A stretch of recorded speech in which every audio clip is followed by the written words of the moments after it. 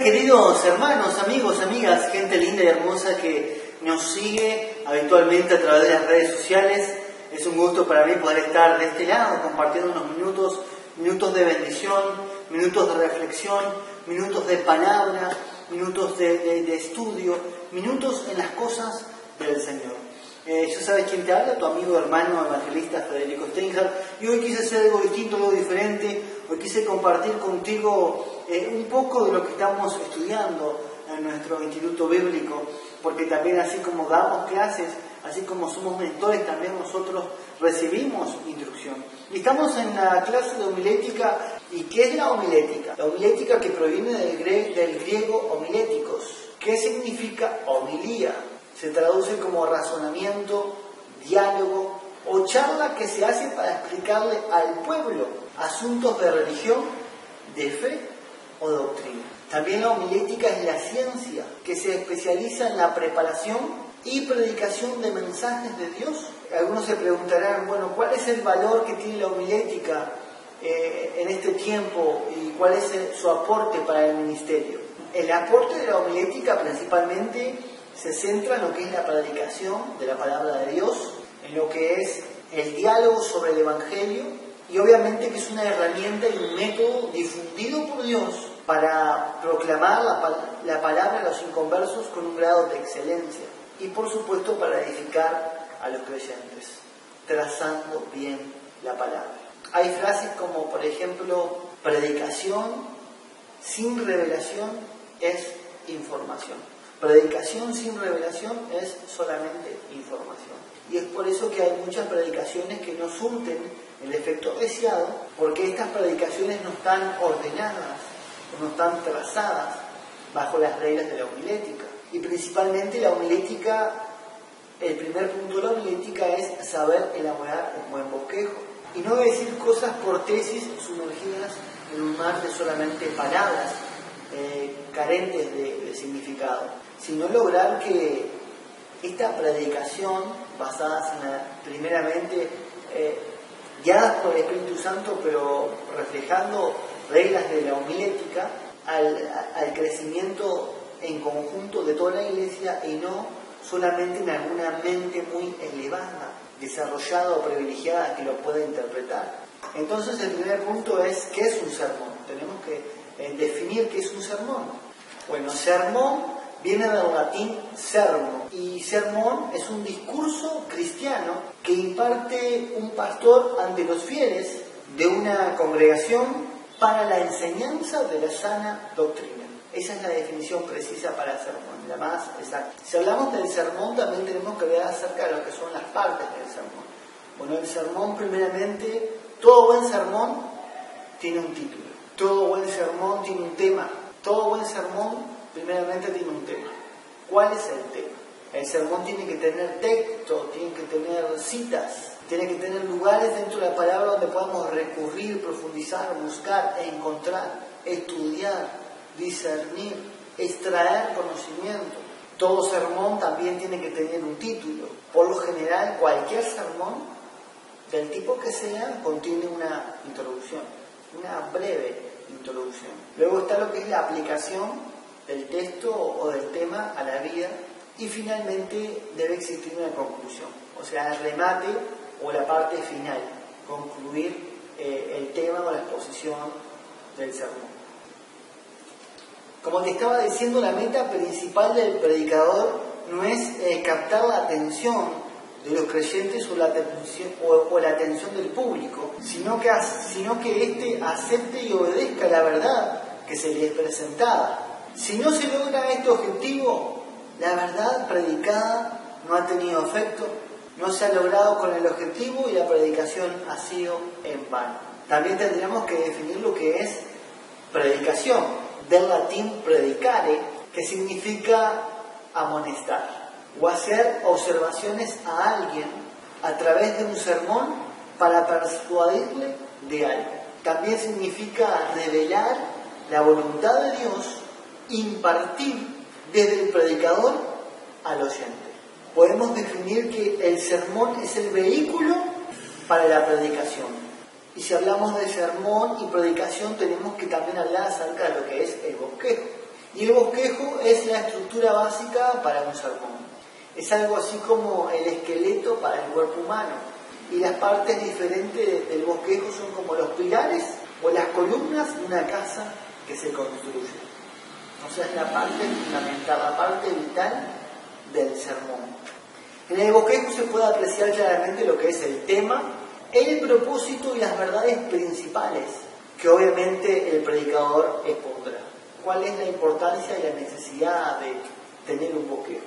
Bueno, el primer punto es que le ayuda al predicador a comunicar el mensaje de una manera ordenada, organizada y lógica. También le ayuda al predicador a recordar ideas que son muy importantes y esto hará que el predicador no se olvide en caso de algún parámetro o alguna interrupción.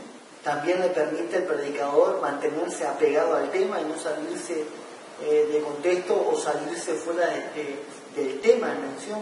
Los pasos previos para bosquejar un sermón son tres: el qué, el cómo y el quién. ¿Qué voy a predicar? ¿Cómo voy a predicarlo? ¿Y a quién le voy a predicar? Esto es fundamental. ¿Qué voy a predicar? Tenemos que tener un mensaje bien definido. En Jeremías capítulo 1 verso 7 dice: y me dijo Jehová, no digas soy un niño, porque a todo lo que te envíe irás tú y dirás todo lo que te mande. Entonces, ¿qué voy a predicar?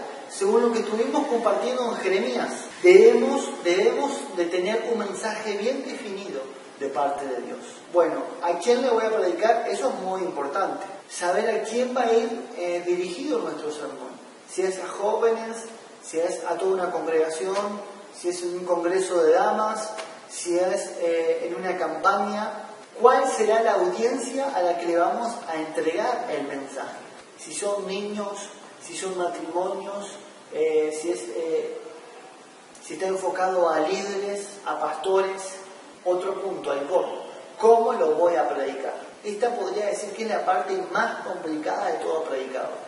Pues el predicador tiene que saber cómo presentar y transmitir correctamente y claramente el mensaje que Dios le ha dado para la iglesia, y para ello es necesario que todo predicador recurra a los principios homiléticos para poder trazar con claridad el sermón y así leer en el libro de la ley claramente, poniendo el sentido de modo que la audiencia entienda. Y hemos estado estudiando distintos tipos de sermones.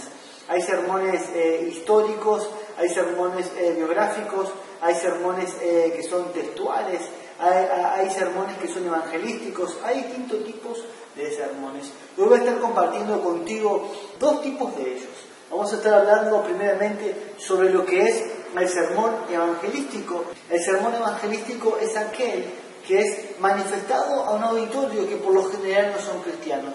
El sermón evangelístico es con esa intención, es con la intención de evangelizar, de llevar las buenas nuevas, las buenas noticias de Jesucristo a aquellas personas que son inconversas, a aquellas personas que son incrédulas, que son mundanas, que no tienen conocimiento bíblico o algún conocimiento de Dios.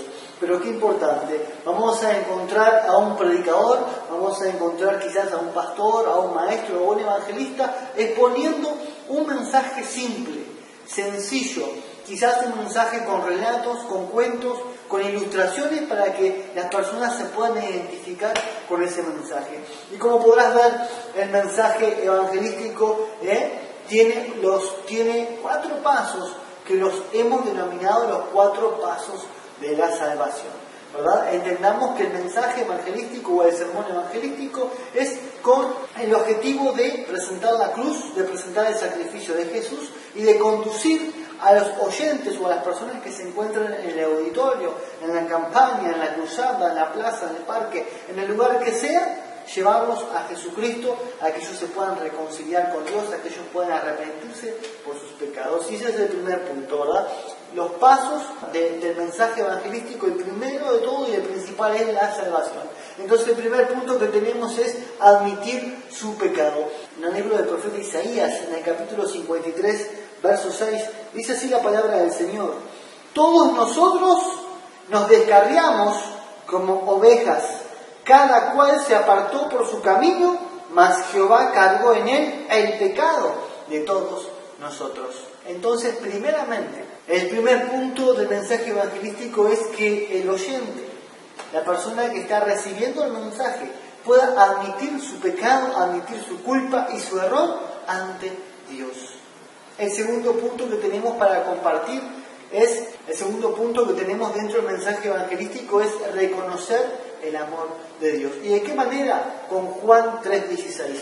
De tal manera ha amado Dios al mundo que ha entregado a su único Hijo, ¿a quién? A Jesucristo, para que todo aquel que en Él crea no se pierda, mas tenga vida eterna. Eso es lo fundamental, el amor. Juan 3:16. De tal manera Dios nos ha amado. Hablarle a esa persona, a ese individuo, a esa mujer, a ese hombre, a ese jovencito o anciano, de que hay un Dios que le ama. El próximo punto es creer que Dios le recibe. Cuando la persona tiene que saber de que hay un Padre bueno esperándolo a él. Debemos traer la parábola del hijo pródigo a esta realidad, ¿verdad? Cuando se está compartiendo el mensaje de la salvación, cuando se está compartiendo un sermón evangelístico, qué bueno es reflejar el concepto o traer a memoria la parábola del hijo pródigo.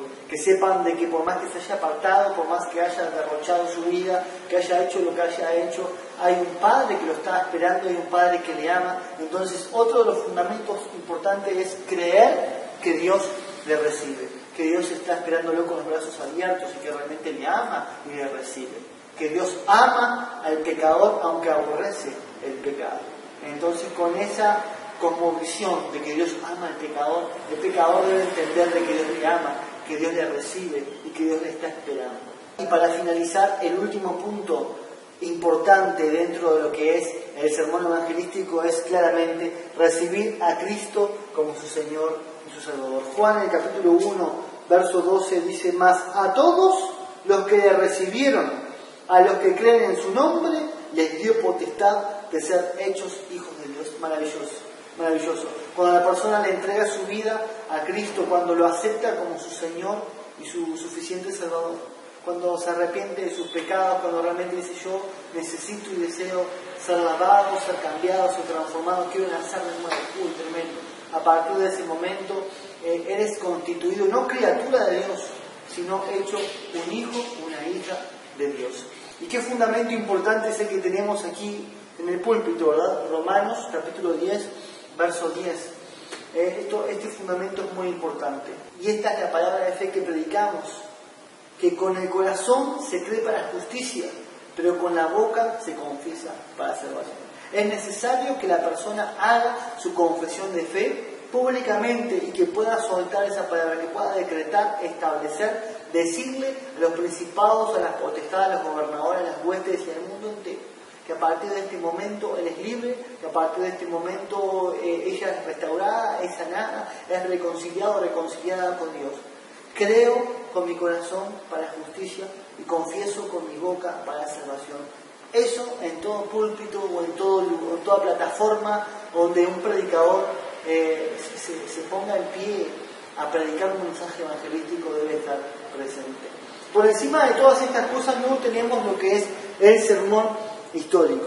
Qué importante. ¿Cuál es la diferencia entre el sermón histórico y el sermón evangelístico? Bueno, el sermón histórico, como la palabra dice, fundamentalmente tiene su fundamento, su base en eventos. O en un evento o en una serie de eventos o acontecimientos históricos o en hechos históricos.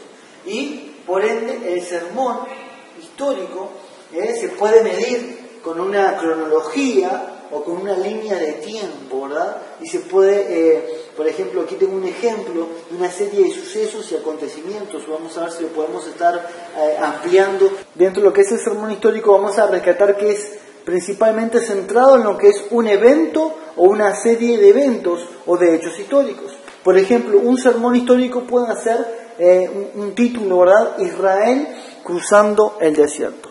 Entonces Israel cruzando el desierto, y puede comenzar, por ejemplo, con Israel la salida de Egipto. Y en esa transición del pueblo de Israel caminando por el desierto, ese peregrinaje de 40 años, ¿verdad? Y dentro de ese peregrinaje de 40 años encontramos a un pueblo de Israel, a un pueblo de Dios que comienza a experimentar lo que es la provisión de Dios en el desierto. La provisión de Dios manifestándose al pueblo de Israel, cayendo ese maná, ese pan del cielo, esa porción divina cada mañana, brotando agua de vida desde la roca. Esos sucesos maravillosos cuando el pueblo pidió carne y cayeron codornices del cielo. Luego esa transición hasta llegar al monte Sinaí, donde Dios se le revela a Moisés y la ley de Dios es dada en el monte Sinaí, ¿verdad? Y surgen los 10 mandamientos, la ley mosaica. Luego lo que viene la transgresión de esa ley, ¿verdad? Encontramos la desobediencia del pueblo de Israel hasta que el pueblo de Israel puede entrar a la tierra prometida. Por ejemplo, este recorrido puede detallarse, se puede resaltar, se puede estudiar más profundo, ¿verdad? Y se puede realmente dar una clase o un sermón histórico basándonos en estos fundamentos. También, como podrán ver abajo, lo que les estaba mencionando, existe una línea de tiempo. Pero datos importantes para rescatar o para resaltar. El sermón histórico es muy similar a lo que es el sermón biográfico. Pero ¿cuál es la diferencia? Que el sermón biográfico denota el sermón biográfico que viene de biografía. El sermón biográfico, por ejemplo, trata sobre la vida de algún personaje, por ejemplo, la vida de Abraham, la vida de Moisés, y profundizar y hacer un estudio de la biografía sobre el personaje, sobre un hombre, una mujer, de lo que es la palabra, dentro de la palabra del Señor.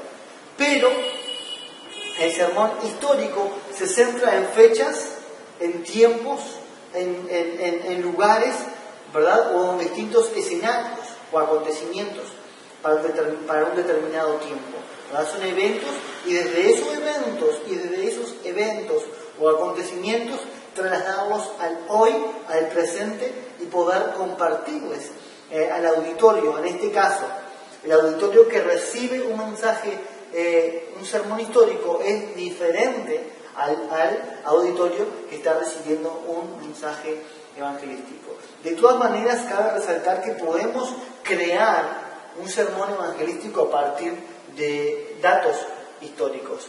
Qué bueno es poder compartirte estas pequeñas perlas, ¿verdad? Estas pequeñas experiencias que estamos teniendo en las cosas del Señor.